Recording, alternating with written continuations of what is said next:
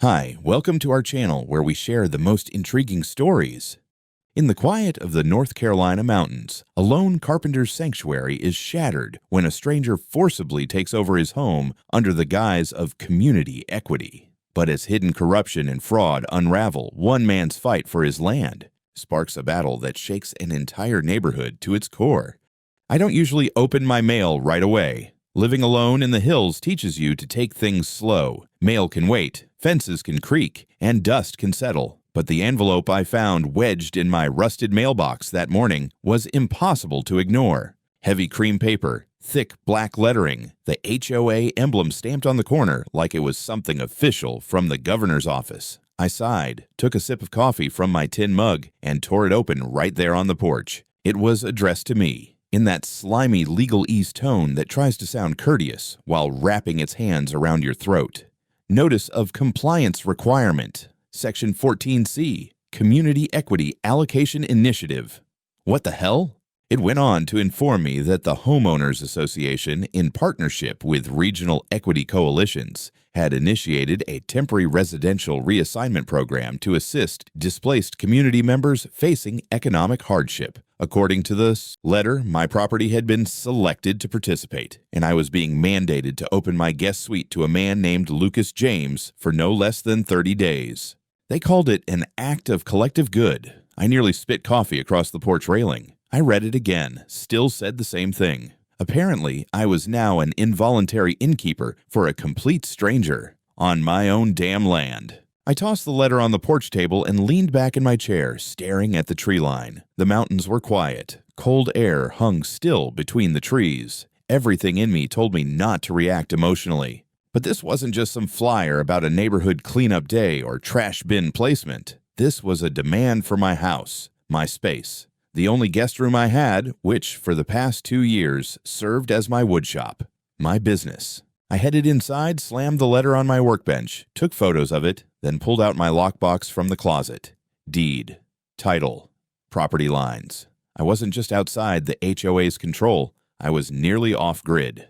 When they built that association around the lower ridge 15 years ago, my land was explicitly excluded. By choice, mine. I drafted a response that same afternoon. Plain, formal, but firm. This property is a single-family residence with no affiliation to any temporary sheltering program. The HOA has no jurisdiction over this property. The designated guest space is a commercial workspace and cannot be reassigned. Any attempt to enforce this would constitute trespass and will be met with immediate legal response. I mailed it certified, with copies sent to the county clerk's office and my attorney. Not that I'd needed her in a while, but it was time to shake the dust off that number. 2 days later, I got a second letter. Same smug emblem. This time the tone was different, sharper. A fine of $4,500 was being levied against me for non-compliance with the community access regulation. They even cited a section called Equal Spatial Utilization for Public Relief. It read like some Orwellian fever dream. I took the letter down the road to Bert Harris, my nearest neighbor, Vietnam vet, 80-something, and sharp as a bear trap. He looked it over, poured us both a whiskey even though it was barely noon, and said, "Sounds like you got yourself a wannabe dictator running that damn HOA." He was right. I hadn't met the new HOA president. The old guy, Hal something, retired last spring. Bert told me the new one was a woman named Karen Grimes, some do-gooder with a clipboard fetish and a Jesus complex. She'd been running programs since the summer, installing community gardens in people's yards without asking and trying to rename the neighborhood Harmony Hills. I wasn't even in their jurisdiction. My house sits a good 100 yards uphill from the HOA boundary line. No shared roads, no shared utilities. My mailbox was the last stop on the trail before the gravel faded into deer tracks. That night, I locked every door, bolted my workshop, and installed a new latch on the guest wing just in case. I had a bad feeling this wasn't going to be solved with letters and whiskey. I got back late that Thursday. The hardware store in town had taken longer than expected. They were short on deliveries, and I'd ended up stuck behind some poor kid trying to return a chainsaw without a receipt. The sun had already dipped low behind the ridge by the time I turned off the main road. As soon as I pulled up my gravel driveway, I knew something was off. The back gate to the guest wing was hanging open. The deadbolt I'd reinforced 2 days ago, gone. splintered clean through like someone had taken a pry bar to it. I killed the engine and stepped out, heart already thumping, hand automatically going to the multi-tool in my pocket. I moved slow, quiet, no animals, no wind, just that kind of stillness you get when something unnatural is squatting in your life. The light in the guest wing was on. I crept up the path, boots crunching softly. I could hear movement inside. Muffled music. A radio? I peered through the window, and there he was. Some guy. Late 20s, maybe 30. Messy brown hair, flannel shirt, unlaced boots. He was unpacking a duffel bag right in the middle of my wood shop like he was checking into a damn cabin rental. Tools had been shoved aside. My drafting table pushed up against the wall like trash. I didn't even knock. I flung the door open hard enough to bang the wall. Get the hell out of my house. The man blinked at me, confused, like I was the intruder. Gavin, right? I was told you'd be out for the day. Karen said. Karen doesn't live here, I snapped. And this isn't her property. I don't care what she told you. You've got 10 seconds to pack your crap and get out before I call the sheriff. He hesitated, then pointed to a manila envelope on the table. It's official.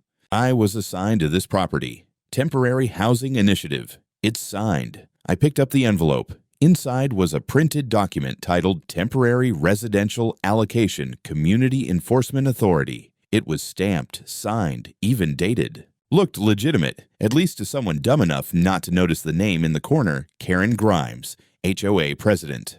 I called the police right there, standing 5 feet from the guy. I wasn't about to touch him. I knew how that would play. He sat down on the couch like he owned the place, scrolling through his phone. I stood by the broken door, jaw clenched so hard I thought my molars might crack. The sheriff's deputy arrived about 20 minutes later, Officer Rhodes. Young guy, looked like he still had acne behind the badge. He took one look at me and one at the broken lock and immediately asked what happened. I laid it out for him, showed him the busted door, showed him the workshop layout, showed him my driver's license, deed, the works. Then Karen showed up. She pulled up in a spotless black SUV like it was a damn HOA parade float.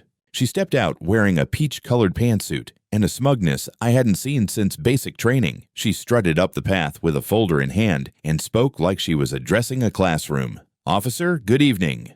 I believe there's been a misunderstanding. Mr. James here has been assigned temporary residence under the HOA's Community Integration Framework. The room in question was listed as underutilized for over 30 days. We filed the necessary paperwork with the Oversight Committee. Rhodes raised an eyebrow. Ma'am, this property is outside the HOA, isn't it? Karen smiled like a snake. Technically, yes, but the emergency initiative allows provisional extensions to adjacent lots in cases of identified community need. The owner hasn't used the space in over a month. That constitutes implied consent under Section 39C. I stepped forward, barely able to contain myself. Implied consent? That's not a law. That's not even a sentence. That's a goddamn hallucination. She turned to me, toned, syrupy sweet. Mr. Rowell, your refusal to cooperate is noted, but this is about community, about compassion, about shared burden. You, of all people, someone who lives alone in a spacious property, should understand. I understand trespassing, and breaking, and entering, and fraud, I growled. Officer Rhodes flipped through the folder Karen handed him. There were forms, real forms, or at least they looked real, signed, dated, notarized by someone. Some of them even had my name printed on them. My name, but not my signature. I can't arrest anyone tonight, Rhodes said finally. This is a civil matter. You'll need to file with the court if you want him removed. My blood was ice. You're telling me I can't remove a stranger from my property because some suburban dictator fabricated a housing program? I'm saying I need a judge's order, sir. Karen folded her arms. We're prepared for that process. In the meantime, Lucas will remain here. It's only temporary. I didn't say a word. I walked past both of them, went back to my main house, locked every door, and started making calls. First to my lawyer, then to my insurance agent, then to every contact I had in the county zoning office. Because now I wasn't just dealing with a pushy HOA. Now I was dealing with a hostile occupation. By morning, I had barely slept.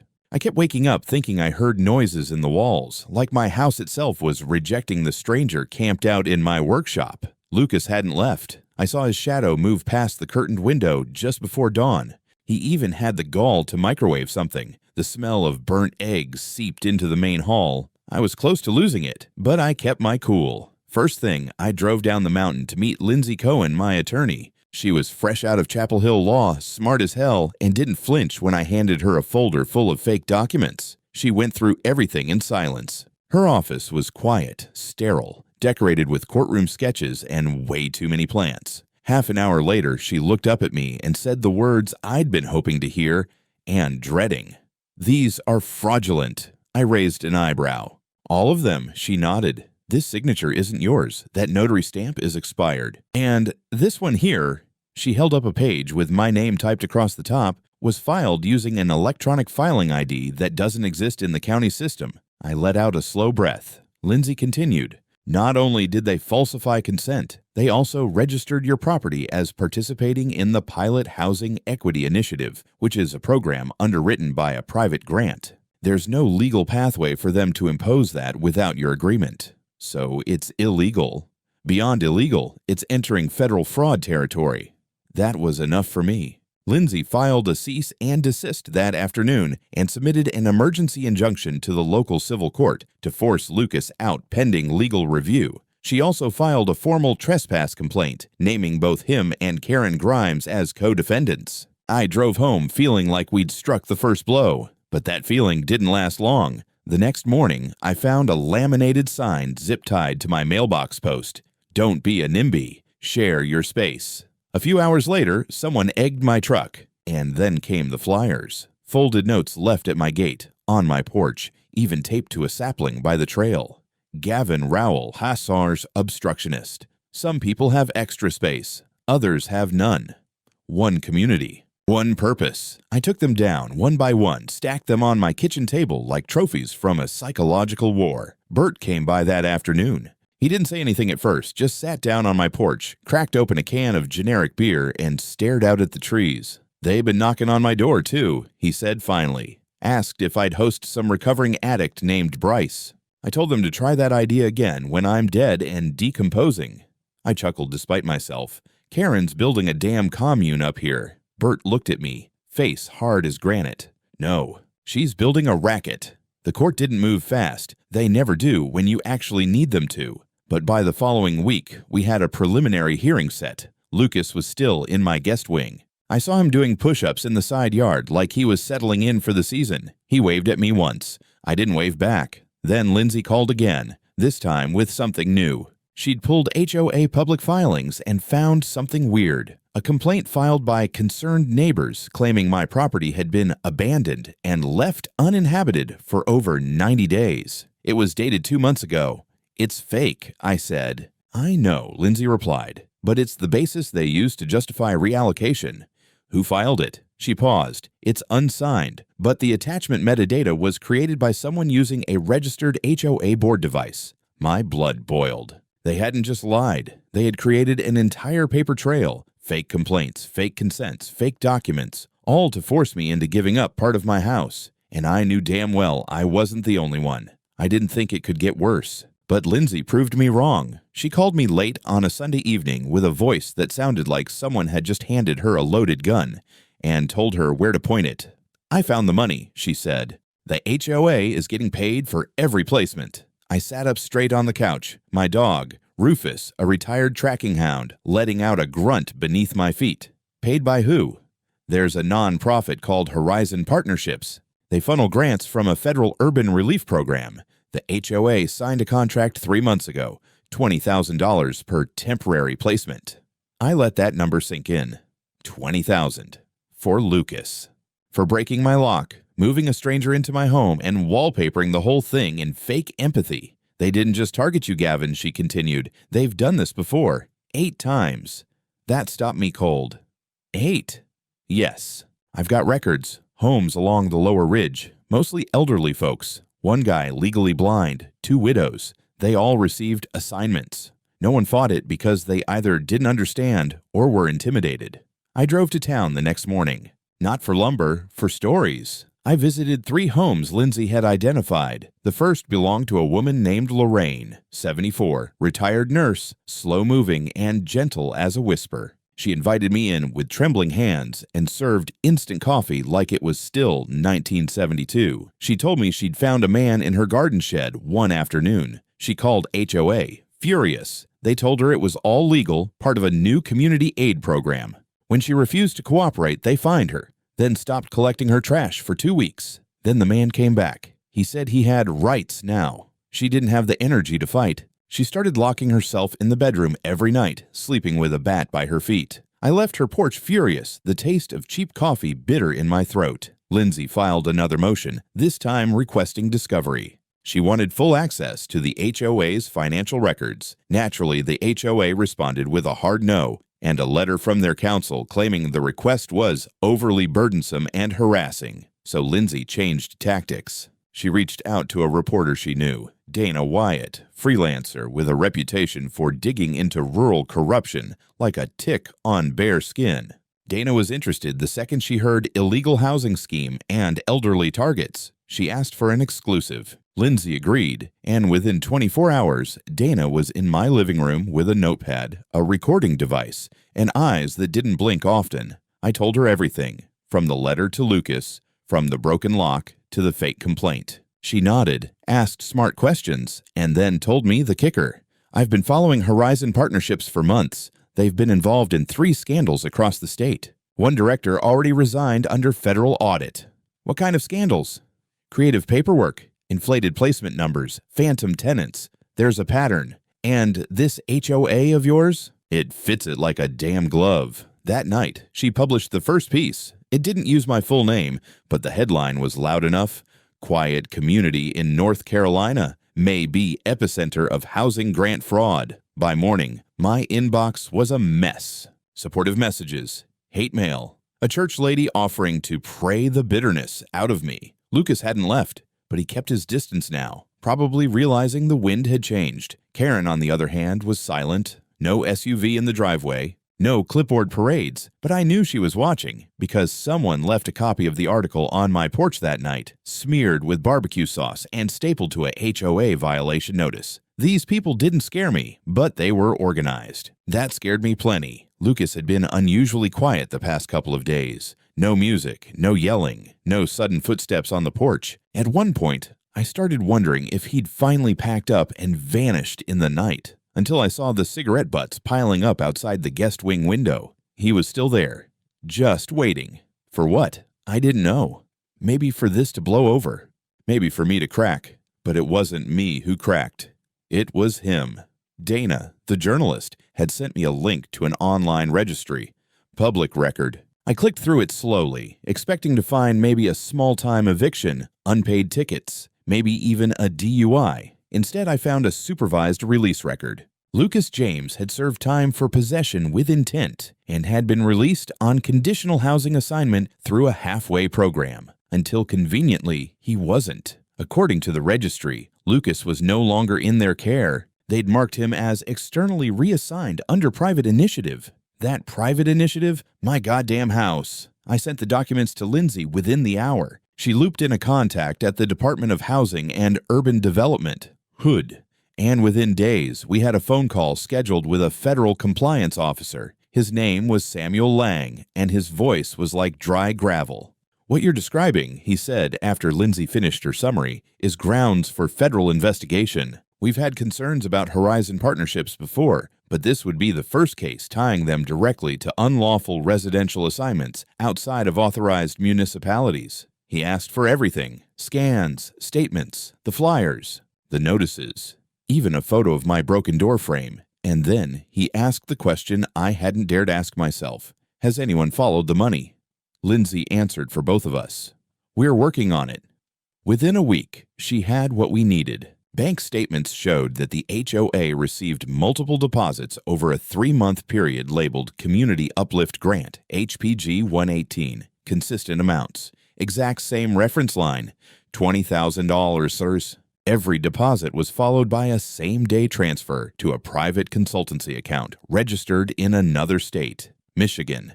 The recipient, K. Grimes Consulting. That was it. That was the first real hard nail in the coffin. Not just unethical action, not just shady forms or social engineering. This was embezzlement. federal grant money redirected through a shell consultancy into the pocket of a self-declared social reformer who dressed her scam in pastel power suits. Lang didn't waste time. He escalated the matter to the FBI field office in Raleigh, citing possible violations under the Federal Grant Fraud and Abuse Act and, more importantly, potential grounds for RICO prosecution if a pattern of organized abuse could be demonstrated. That same evening, a black SUV I didn't recognize drove slowly past my house twice. I memorized the plate. I didn't call it in. I just noted it down, cleaned my shotgun, and made sure the batteries in my trail cams were fresh. Karen hadn't shown her face in over a week, but that didn't mean she was gone. The mountain air had changed. Not the weather. That was still sharp and cold,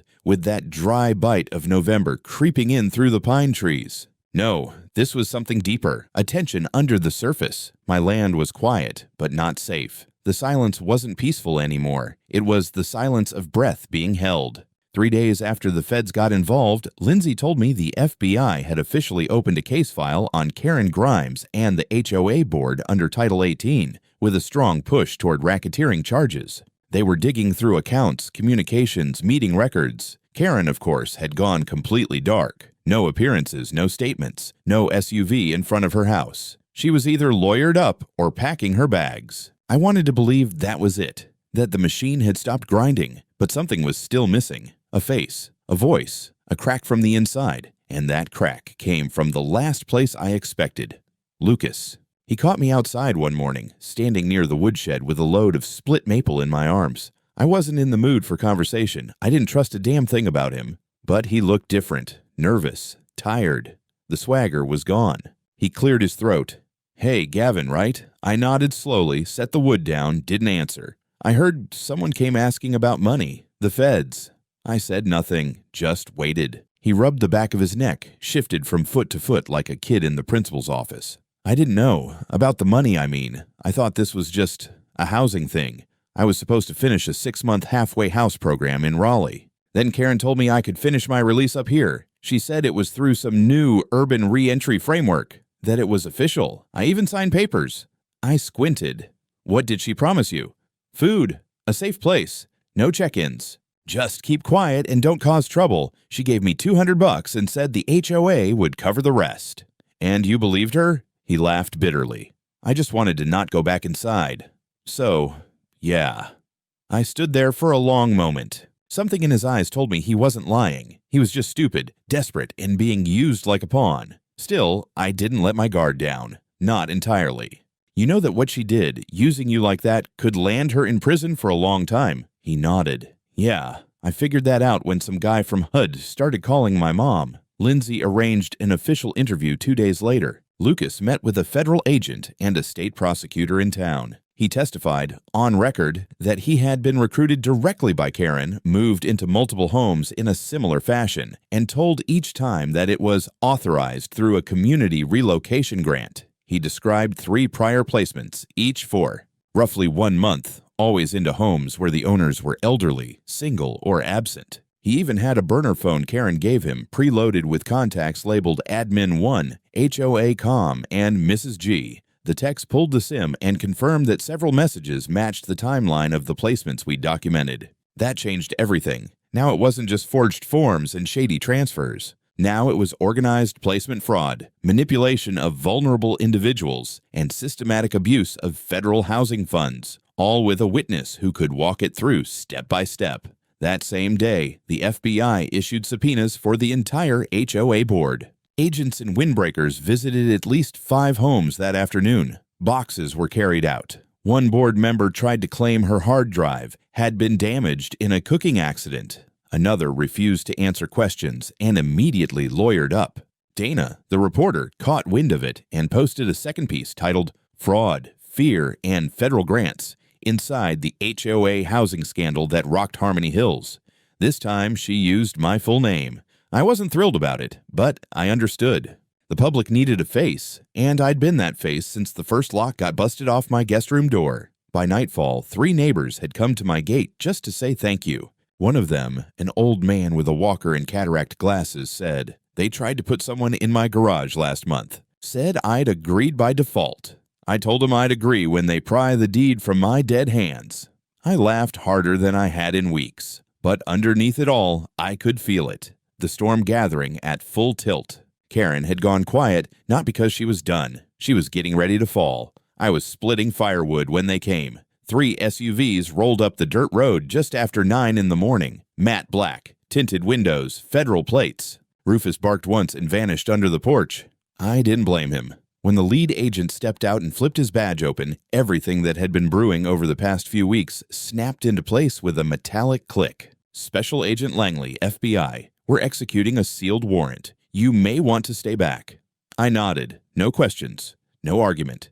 Just relief. They didn't stop at my house, of course. I was just the witness, the whistleblower, the pissed-off craftsman whose guest room got hijacked. No, their target was down the ridge, at the pale beige 2-story, with the obnoxious ceramic wind chimes and security cameras in every corner. Karen Grimes' house. They swarmed it fast. 4 agents went straight to the front door. One went around back. Another set up a mobile scanner from the SUV. Within 5 minutes, the door was open, not broken, and Karen was in handcuffs. No screaming. No protest. She walked out in a crisp blazer and yoga pants like she'd just finished a budget meeting at a Whole Foods. I watched from the tree line, arms crossed, heart pounding. I wish I could say I felt triumphant, but what I felt was something colder. A kind of grim satisfaction, like watching a dying engine finally sputter out and stall after it poisoned everything around it. The HOA office, a converted ranch home a few blocks down, was raided simultaneously.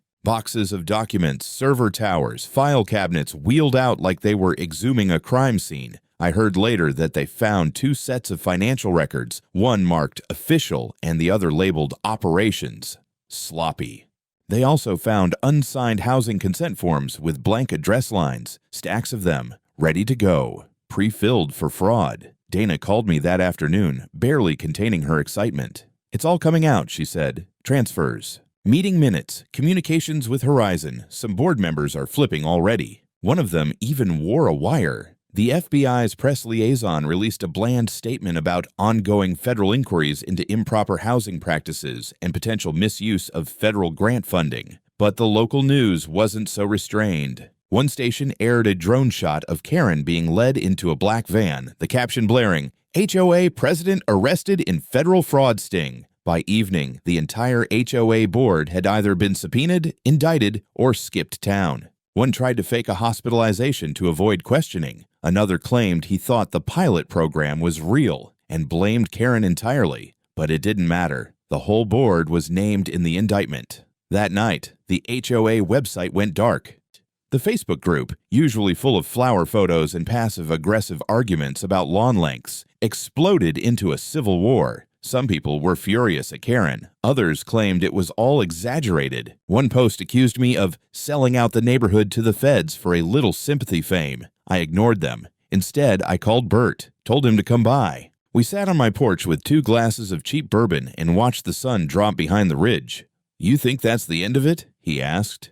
"Not yet," I said. "But it's damn close." We clinked glasses, and for the first time in a long time, I let myself exhale without looking over my shoulder. HOA was done, but the reckoning, the courtroom kind, was just getting started. The courtroom didn't smell like justice. It smelled like dust, recycled air, and cheap carpet glue. But when the judge read the sentence, I swear it was the cleanest breath I'd taken in months. Karen Grimes, 19 years, federal prison without the possibility of parole for the first 10. Charges include grant fraud, racketeering, conspiracy to defraud, unlawful entry, and falsification of legal documents. She didn't react, didn't flinch, just stared ahead, chin high, like some cult leader who couldn't quite believe her flock had wandered off without her. I was sitting in the second row, behind Lindsay and the U.S. attorney. Bert was next to me, dressed in a tie so old it looked like it remembered Reagan. When the sentence dropped, he gave a low grunt of satisfaction and muttered,